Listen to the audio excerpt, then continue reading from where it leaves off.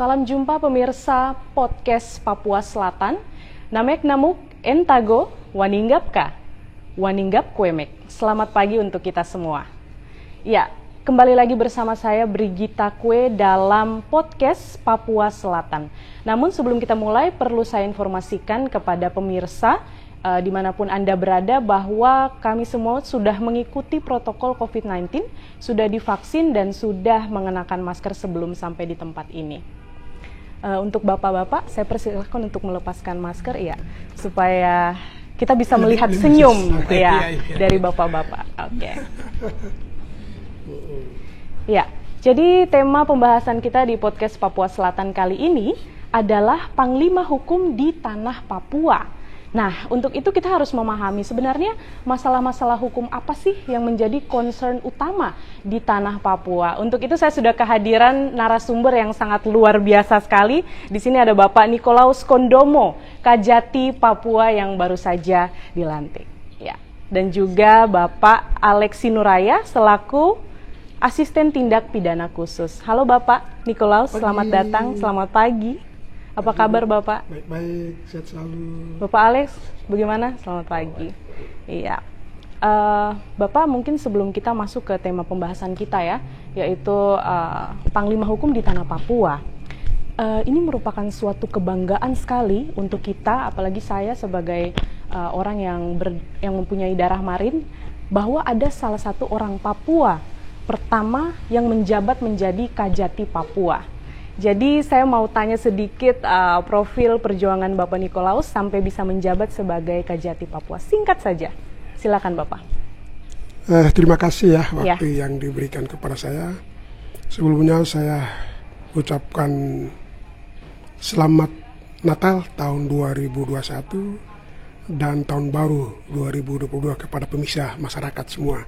Semoga Natal dan tahun baru ini membawa berkat untuk kita semua dalam melaksanakan tugas kita sehari-hari, sehingga menjaga persatuan dan kesatuan bangsa, sehingga nantinya ke depan kita bisa bersama-sama membangun negara yang lebih baik.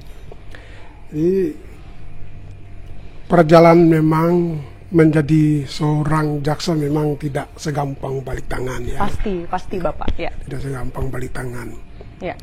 Saya mulai awal pertama masuk kejaksaan itu dari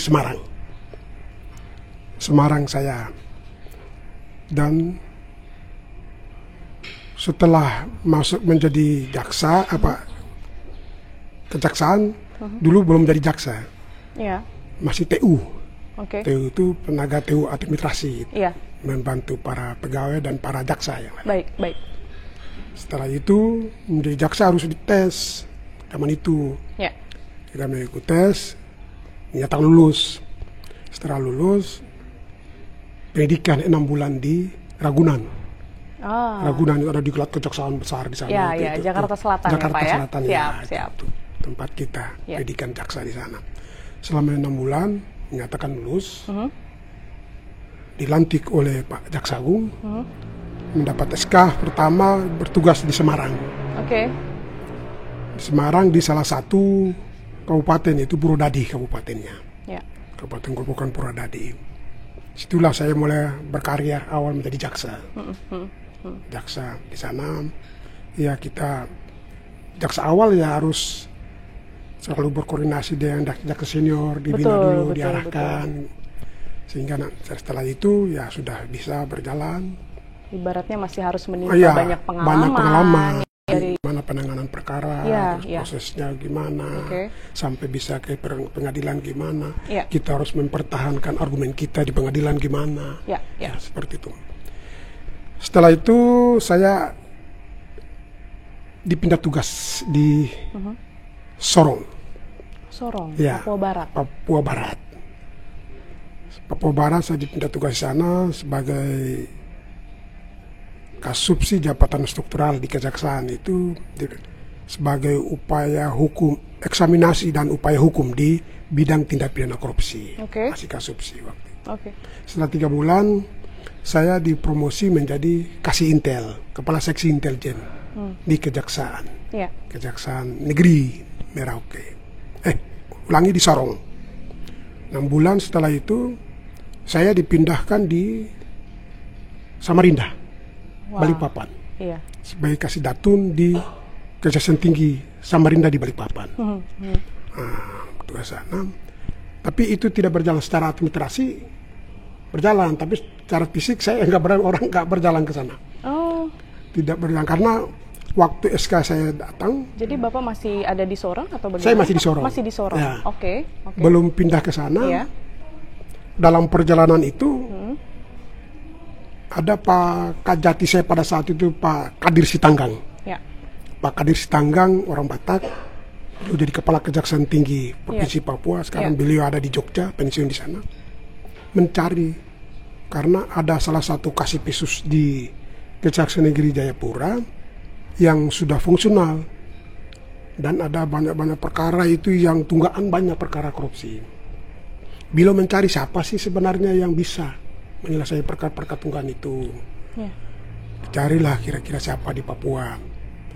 Usullah Kajari saya, Pak Vence Elwai, orang Manado. Itu Pak Niko aja, Niko bagus itu kerjanya, orang Papua tapi kerjanya bagus Pak. Oh gitu, oh si Nixon yang kasih intel itu ya? Iya Pak, oh ya, saya kenal orangnya, Pak Kajati gitu. Iya. Karena tapi dia sudah dapat SK pindah ke Kalimantan Pak. Oh sudah, nanti kita berusaha. Iya. Usul lah Pak Kajati. Oke. Usul ke Kejaksaan Agung. 2 minggu kemudian SK saya turun, berubah menjadi Kepala Seksi Tindak Pidana Khusus di Kejaksaan Negeri Jayapura. Nah, di situ Kejaksaan Negeri. Ada beberapa, memang ada perkara-perkara yang tunggu-tungguan. Akhirnya saya selesaikan. Siap. Saya selesaikan perkara-perkara itu dengan baik. 1 tahun 7 bulan di sana saya dipromosi jadi Kepala Kejaksaan Negeri Fakfak. Di sana 4 tahun 3 bulan saya. Wow. Di Fakfak. Cukup lama ya Pak? Cukup lama di Fakfak. Iya. Di Fakfak pun juga demikian. Karena pada saat itu kita harus berprestasi baru bisa dipromosi. Kalau enggak bisa. Harus berprestasi. Ya. Saya menangani perkara di sana cukup banyak. Dan akhirnya saya mendapat sidakarya juara 3. Juara 3 seluruh Indonesia. Diumumkan pada Rakernas tiap tahun. Rakernas 2 tahun. Luar biasa. Oleh sebab itu, dengan dasar itu pimpinan melihat saya bisa dipromosi karena prestasi, bekerja dengan baik. Dipromosilah menjadi Aspisus, Asisten Tindak Pidana Khusus Kejaksaan Tinggi Papua, yang sekarang dijabat oleh Pak Alex. Pak Alex ini dulu Kasidik saya dulu, Aspisus dulu. Nah, dia dulu. Jadi dulu Bapak pernah juga merasakan sama posisi Pak Alex ya? Iya. Belum, saya langsung Kasidik. Saya langsung Aspisus. Langsung Aspisus. Jadi dia waktu di bawah saya dia, anak buah saya persis. Iya. Kasih penyidikan perkara korupsi dia. Nah, dia. Siap. Nah, setelah itu berbaringlah dia. Kita harus menangani perkara gimana? Dalam jabatan saya pelaksana tugas saya itu bisa kita mendapat juara 3 seluruh Indonesia. Penanganan perkara korupsi. Seluruh Indonesia. Korupsi. Seluruh Indonesia juara 3. Itu waktu itu Bapak di mana? Di Fakfak. Saya kalau di Fakfak kemarin di Fakfak kan sudah juara 1. Iya. Kejaksaan Negeri TPB. Seluruh Indonesia, Kejaksaan Negeri. Seluruh Indonesia. Juara 3 saya. Luar biasa. Setelah itu di Aspisus, promosi Aspisus saya juara 3. Seluruh Indonesia. Ini Kasidiknya, penyidikannya. Siap. Ini Kasidiknya. Jadi pasti di bawah saya, jadi saya perintah terus itu dia. Dan dia orangnya mampu bekerja dia. Bisa diandalkan dia. Luar biasa. Menjadi Kepala Kejaksaan Negeri Sleman di Yogyakarta. Wah, berarti sudah melanglang buana Pak. Oh, melanglang buana. Pulau Jawa ke Papua Barat ya? Papua Barat, Papua, terus ke Kalimantan Jawa. juga. Kalimantan juga cuma ya, sempat. Wow. Setelah itu kemudian jadi Kepala Kejaksaan Negeri di Sleman, Yogyakarta. Ya. Nah, itu salah satu. Udah sembarang di sana. Kalau di sana kan kita harus tahu persis budaya orang. Iya. Ya, kita tahu dekat. Harus mempelajari budaya di sana. Mungkin juga pertimbangan pimpinan juga, karena istri saya orang Jawa juga mungkin. Oh, I see. Karena saya pengalaman saya dulu bekerja di Jawa, jadi bisa cepat adaptasi di area sana. Iya. Karena itu daerah khusus. Daerah khusus istimewa Yogyakarta itu di situ. Saya bertugas sana, saya mendapat Sidakara juara 3 juga. Wah. Juara 3. Itu saya menciptakan denda tilang online. Denda tilang online. Dulunya enggak. Berarti itu Dulu, salah satu terobosan. bilang inovasi proyek, Bapak ya, inovasi proyek perubahan terobosan itu. dari Bapak. Iya, terobosan itu bersama dengan BRI. Oh, Dan pengembalian barang bukti door to door ke rumah. Ke rumah pemilik barang bukti itu. Setelah perkara putus, barang bukti dikembalikan kepada masyarakat, perorangannya kita kembalikan. Karena selama itu kita tidak melakukan perubahan seperti itu, jadi masyarakat datang ambil di kantor. Iya, betul. Kasihanlah mereka. Kadang-kadang sudah lupa, barang bukti tinggal saja begitu di kantor. Iya, Pak, betul sekali. Kadang-kadang juga ke situ, luar biasa. petugasnya nggak ada, petugasnya main-main dengan mereka. Nah, kasihanlah itulah. Saya nggak boleh, barang buktinya udah hilang gitu ya. Padahal kita butuh. Kasihan. Ini saya putuskan. Akhirnya berhasil. Terobosan dari testimoninya, jadi sampai ke pemilik memberikan testimoni supaya saya tahu betul barang bukti sampai enggak. Akhirnya saya mendapat juara 3. Dipromosi menjadi asisten pengawasan Kejaksaan Tinggi Jawa Timur, mengawasi jaksa-jaksa seluruh di Jawa Timur. Ya, itu. Sama situ, sebelum itu saya pendidikan SPAMA. Itu PIM 2 gitu ya, untuk harus mau masuk promosi harus melalui pendidikan tersebut. Baik. Pendidikan tersebut saya juara 1 seluruh Indonesia. Juara 1 seluruh Indonesia. Wah, luar biasa. Kita berikan aplaus dulu nih untuk Bapak Nikolaus Kordomo.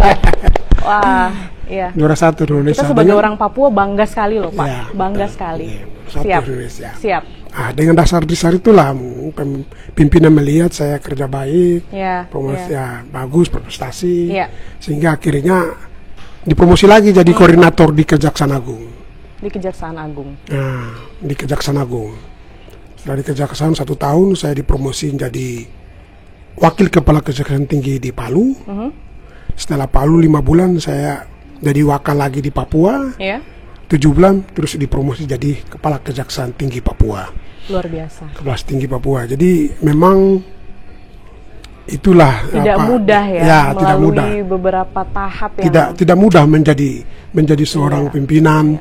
Bukan hanya jabatan, tapi butuh prestasi-prestasi juga, inovasi yang dilakukan sebagai pembuktian kinerja Bapak seperti itu ya.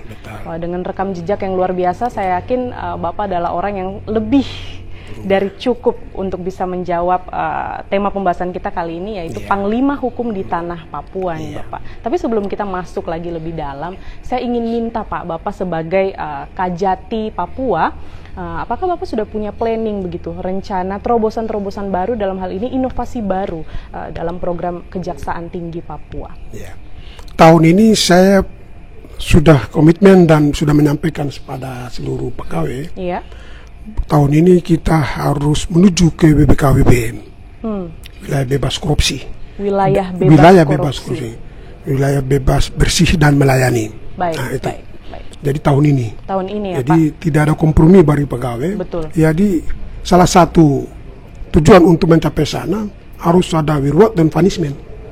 Reward and punishment. Reward and punishment. Reward kepada para pegawai yang berprestasi baik dan punishment kepada pegawai yang nakal. Nah itu sudah komitmen saya di tahun ini. Ya, karena memang korupsi itu menjadi salah satu poin juga dalam pembahasan kita ya, salah satu masalah yang menjadi concern di tanah Papua, Pak. Nah, memang untuk menjadi panglima hukum ya di tanah Papua, dalam hal ini Bapak sebagai Kajati begitu, pasti Bapak harus memahami masalah-masalah apa yang menjadi concern utama di tanah Papua. Salah satunya adalah korupsi tadi yang Bapak baru saja merencanakan terobosan-terobosan barunya seperti itu ya, dan juga ada hukum adat Bapak. Kenapa hukum adat? Karena hukum adat ini berkenaan dengan hak ulayat masyarakat adat Papua yang pastinya juga berhubungan dengan hukum pertanahan. Nah, kira-kira Bapak melihat masalah itu di tanah Papua hingga saat ini seperti apa Bapak? Karena sampai sekarang ini masih banyak sekali masalah-masalah hak ulayat ya, kepemilikan hak ulayat tanah adat di tanah Papua yang belum terselesaikan seperti itu.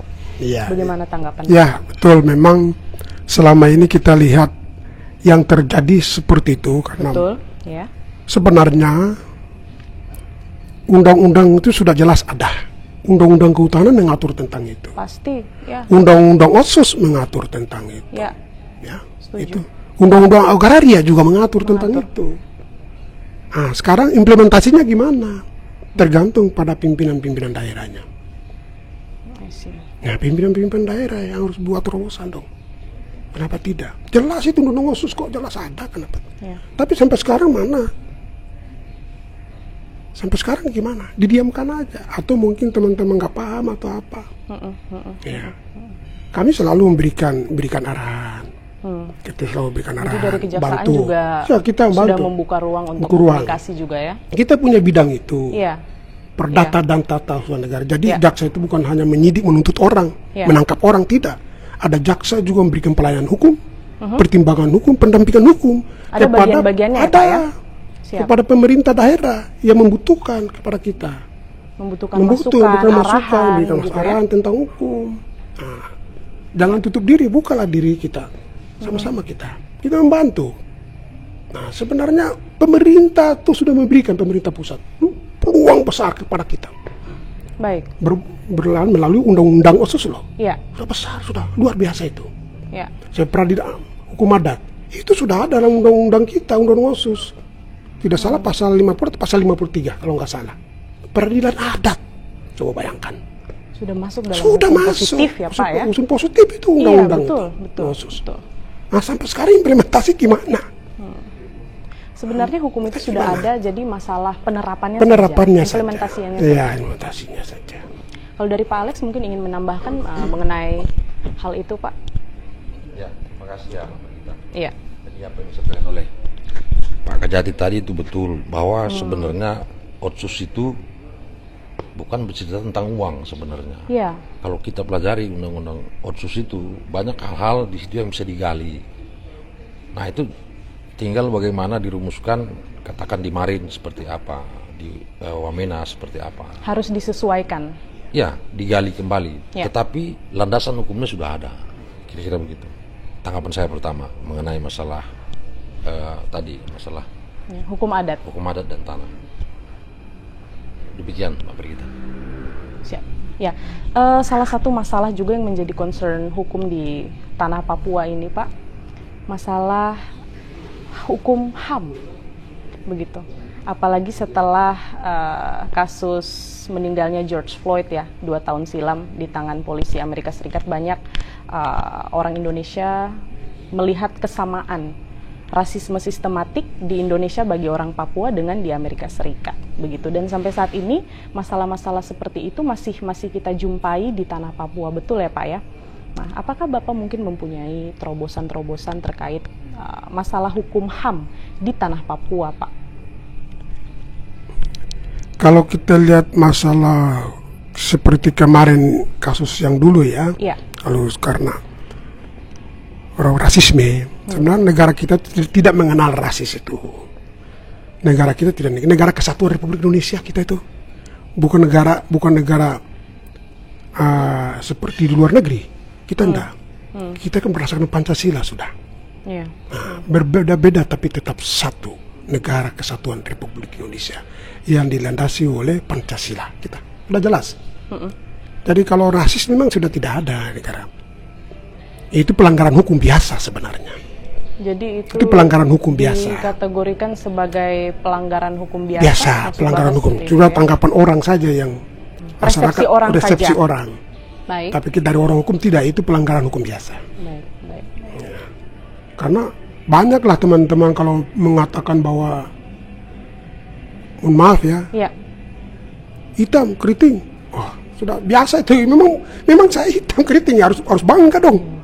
Harusnya sebagai orang Indonesia kita harus bangga. Kita sudah harus bangga dan sudah terbiasa melihat hal-hal seperti itu. Kita harus karena bangga. Kita di Indonesia ini berasal dari berbagai suku yang berbeda, apalagi di Merauke khususnya ya Pak ya, yang dijuluki sebagai mini Indonesia gitu kan. Jadi kita sudah harusnya bisa terbiasa melihat keberagaman yang ada di Indonesia. Begitu. Tapi memang pelanggaran HAM, memang kita konsen. Kita konsen, apalagi sekarang kita memang lagi menangani ya kasus HAM. Tidak banyak komentar ya, karena kasus HAM ini kan kewenangan Jaksa Agung, Iya. tapi ya kita Pasti. lagi proses, salah satu di Paniai, nanti kita lihat perkembangannya. Oke. Mungkin pelanggaran HAM yang terjadi di Paniai, kita lagi tangani. Kejaksaan Agung yang tangani. Kejaksaan Agung yang tangani. Iya tangani, karena dari penyidikan sendiri sudah melakukan penyelidikan, cuma kita harus mendalami lagi. Saya kira itu. Baik, pemirsa podcast Papua Selatan, terima kasih Anda semua masih setia bersama kami. Mohon maaf tadi ada sedikit kendala teknis. Terima kasih Anda masih setia, dan terima kasih juga untuk Pak Kajati, Pak Nikolaus, dan juga Pak Alex yang masih senantiasa bersama-sama dengan kita ya. Tadi kita pembahasannya sampai di mana tuh Pak? Masalah pengimplementasian undang-undang. Sebenarnya untuk menghadapi masalah-masalah hukum di tanah Papua ini, hukumnya sudah ada. Tapi memang dari segi pengaplikasian dan penegakan dinilai agak kurang. Nah, itu bagaimana Bapak sebagai Kajati melihat masalah itu, dan terobosan apa mungkin yang bisa Bapak buat untuk mengatasi masalah-masalah tersebut? Terima kasih. Memang selama ini masalah-masalah hukum yang terjadi di tanah Papua, Ya. tadi saya katakan kita punya program itu yang jaksa pengacara negara. Ya. Selain jaksa di bidang penyidikan, penuntutan, ada juga kita punya jaksa pengacara negara yang selalu memberikan pelayanan hukum, penyuluhan hukum, pertimbangan hukum kepada masyarakat yang dibutuhkan dari masyarakat maupun pemerintah. Jadi bukan hanya masyarakat awam, pemerintah juga. Kalau masyarakat awam sering datang, kita berikan aset-aset hukum melalui mereka secara personil, maupun kita juga ada program untuk jaksa menyapa di TVRI. Jadi stadion TVRI itu jaksa menyapa ada setiap minggu kalau nggak salah. Selalu ada jaksa menyapa di situ. Silakan mau informasi tentang masalah-masalah hukum yang dihadapi oleh masyarakat, selalu kita ada kegiatan, dan banyak memang orang yang bertanya terkait sekali. Nah, itu kegiatan. Terobosan Bapak itu adalah wilayah bebas korupsi tadi ya, selain itu wilayah bebas korupsi, dan kita memberikan pendampingan. Salah contoh seperti kemarin PON, venue PON pendampingnya semua jaksa. Jaksa pengacara negara selalu bagian apa itu Bapak? Bidang datun, perdata dan tata usaha negara. Mereka yang punya program-program itu kita berikan bantuan supaya jangan sampai salah pelaksanaannya di lapangan, terutama masalah aturannya. Masalah aturan itu saja, belum lain-lain. Banyak permintaan juga dari BUMN PLN, dari bank pun sendiri, kita memberikan pelayanan hukum kepada masyarakat. Kali terkait dengan hak masyarakat, kita tergantung pemerintah. Sebenarnya sudah ada undang-undangnya. Tergantung pemerintah. Sudah ada undang-undang kok. Implementasinya bagaimana? Implementasinya gimana? Kita siap bantu. Siap memberikan pendampingan. Bapak bilang tadi ya. Tadi. Oke, baik. Kalau dari Bapak Alex mungkin ingin menambahkan Pak terkait pengimplementasian hukum begitu, apalagi Bapak di sini sebagai asisten tindak pidana khusus ya. Nah, boleh Pak kasih. Ya, baik. Mbak Brigita, di sini mungkin saya hanya menyampaikan dari sisi penanganan tindak pidana korupsi. Siap. Ya. Boleh. Pertama, bahwa di tanah Papua ini korupsi yang sering terjadi itu bukan kalah canggih dengan kota-kota besar yang ada di Indonesia, seperti Jakarta, Surabaya, dan modusnya juga hampir sama. Tetapi dalam teknik penanganannya ini yang berbeda. Nah, ini berdasarkan riset ataupun pengalaman yang saya miliki. Saya membuat istilah di Papua ini ada namanya big man. Big man. Itu bukan kepala suku. Dia big man, orang besar. Orang besar gitu ya. Nah, itu apa itu Pak? Dia suka memberi duit kepada masyarakat. I see. Dia suka mengasih uang pada masyarakat. Nah, pada umumnya hampir di semua kejaksaan maupun kejaksaan tinggi juga, apabila kita menangani perkara korupsi, pasti ada perlawanan. Karena big man tadi itu, masyarakatnya pasti mengamuk. tidak terima kalau orang itu dinyatakan korupsi. Itu sudah pasti perlawanan. Nah, ini tantangan yang perlu kita kita lewati. Bagaimana supaya perkara itu bisa menjadi sukses.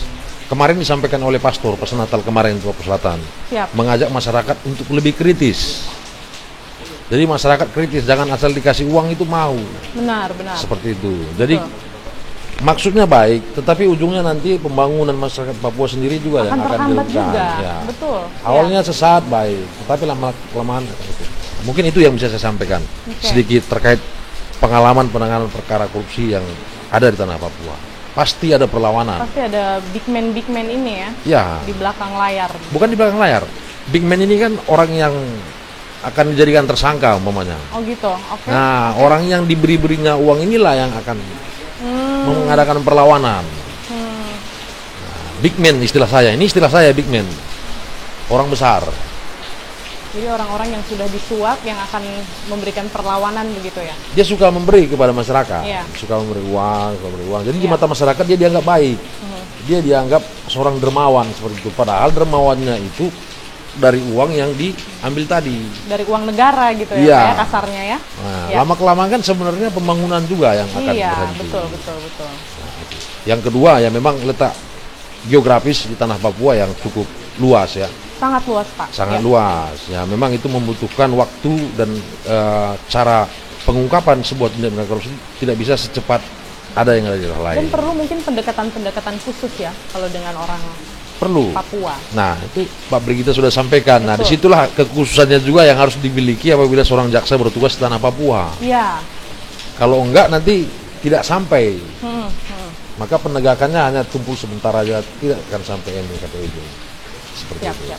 Okay. Itu yang bisa saya sampaikan. Terima kasih Pak Alex. Nah terkait masalah penegakan hukum, saya mau kembali lagi ke Pak Nikolaus, boleh ya? Sempat viral Pak berita mengenai pengembalian uang negara, kalau tidak salah sejumlah 17 miliar. Ya. Boleh Bapak sharing ke pemirsa Papua Selatan Podcast. Ya, dalam tahun ini memang kita menangani perkara korupsi bukan target ya. Kalau kita target malah nanti bisa keliru. Artinya kalau kita target sekian misalnya, target sekian, bisa saja kita bisa menyalahgunakan kewenangan. Nah, bisa menimbulkan kriminalisasi dan lain-lain. Tapi yang program yang kita laksanakan adalah optimalisasi penanganan perkara korupsi. Jadi kita lihat kalau penanganan perkara korupsi, perkara hukum. Yang kita lihat betul-betul mensreanya ada, niat jahatnya itu ada. Ya, niat jahat. Dia betul-betul punya tujuan untuk mengambil uang ini. Awalnya sudah niat, maka misalnya satu proyek awalnya mulai berjalan dia sudah tunjuk, sudah pikir nanti saya kasih menang ini, nanti yang menangan ini sudah berjalan itu sudah niat itu mulai. Nah sampai orangnya menang tanpa prosedur juga kadang-kadang prosedur tidak benar. Sudah ada mensreah di situ. Selanjutnya nanti berkaitan Baik. Nah, itu nanti juga berakibat kepada proyek tersebut tidak berkualitas, besteknya sudah berubah dan lain-lain. Jadi untuk menguntungkan diri sendiri dan orang lain. Itu yang kita lihat niatnya. Tanggapan masyarakat seperti apa Pak? Tanggapan masyarakat ya relatif ya, itu ya relatif. Tapi pada umumnya masyarakat menilai baik kepada kita karena 17 miliar ini cukup besar kita mengembalikan kerugian negara. Sangat. Dan pasti banyak yang kaget juga ya. Jumlahnya bisa sebesar itu. 17 miliar seluruh Papua. Seluruh Papua. Oke. Seluruh Papua kita menangani perkara itu. Jadi saya menyampaikan kepada Pak Aspisus, kita lihat kalau memang tidak semata-mata kita mendukung orang ya, tidak semata-mata. Yang penting pengembalian kerugian negara itu yang penting. Dalam proses penanganan perkara pada tahap penyelidikan, kalau yang bersangkutan bisa mengembalikan kerugian negara, perkara itu bisa saya tutup. Bisa saya tutup. Kecuali sudah penyidikan sudah susah. Nanti bertentangan dengan asas hukum nggak boleh. Nah, Kalau penyelidikan saya masih bisa kewenangan untuk menutup perkara itu, asalkan pengembalian ke negara. Ya, ada pengembalian ke negara. Itu terobosan-terobosan yang kita lakukan, terobosan. Terutama di kita di Papua, terutama. Terobosan Bapak ya, untuk terobosan. mencapai itu ya, wilayah bebas korupsi. Ya, siapa sih yang nggak mau, kan tidak mau dihukumkan pada cita-cita kita semua, karena ya. kolusi nepotisme ini sangat merajalela di Indonesia, ya, kan begitu betul, Pak. Betul. Iya. Boleh tahu nggak Pak, angka terbesarnya dari wilayah mana di Papua? 17M itu. 17 miliar dari Kejaksaan Tinggi Papua. Kejaksaan, oh itu sudah diakumulasi, sudah ya, Kejaksaan Tinggi itu 3 miliar lebih. Oh, okay. 3 miliar lebih, ya. Luar biasa sekali Pak, artinya ini menjadi salah satu prestasi Bapak juga di masa-masa Bapak menjabat sebagai Kajati Papua begitu ya Pak ya. Mungkin untuk penutup pemirsa podcast Papua Selatan, saya akan meminta closing statement dari Bapak Nikolaus Kondomo selaku Kajati Papua dan juga Bapak Alex terkait kejaksaan sebagai Panglima Hukum di tanah Papua. Pesan dan pesan. Ya, saya pertama berpesan kepada para pegawai dulu ya, para pegawai. Siap. Karena kita ini adalah sentral penanganan perkara korupsi maupun tindak pidana umum, sentralnya di kejaksaan. Oleh sebab itu, saya mengharapkan kepada seluruh para pegawai saya supaya hati-hati dalam melaksanakan tugas. Karena yang kita hadapi adalah manusia yang sama dengan kita.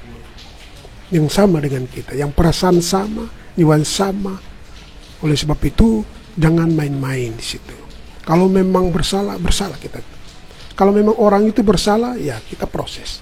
Kalau tidak, jangan main-main perkara. Tidak boleh. Karena hukumnya berat. Hukum pertama dosa terhadap Tuhan. Dan pun kepada dan seringkali diabaikan, Pak. Sering diabaikan. Dan kepada masyarakat, kita minta supaya masyarakat juga harus memahami masalah hukum, harus betul-betul memahami. Jangan main hakim sendiri, tidak boleh. Ada masalah, selesai dengan baik, ya, masalah-masalah selesai dengan baik. Kalau memang tidak bisa selesai, ada proses hukumnya, ada aturannya, prosedur ada. Ya, dilaporkan ke pihak polisi, bisa diselesaikan dengan baik. Kalau tidak bisa, ya proses hukum lanjut. Jadi hukum itu semata-mata untuk membuat orang jera, orang berubah, ya, orang berubah perbuatannya yang dulu jelek menjadi baik. Untuk mengontrol juga masyarakat. Ya, mengontrol masyarakat, ya. Ya, luar biasa sekali Pak. Pak Alex ingin menambahkan? Silakan. Ya. Kalau dari saya mungkin Mbak Brigita, barangkali saya pada podcast kali ini menyampaikan kepada seluruh pemirsa, barangkali kita merasa bangga bahwa ada putra Papua yang bisa menjadi Kajati. Pertama, harapannya juga ya bukan cuma dari Marin, mungkin dari Pegunungan Tengah, Papua Barat juga akan muncul Kajati-Kajati mendatang sama seperti beliau.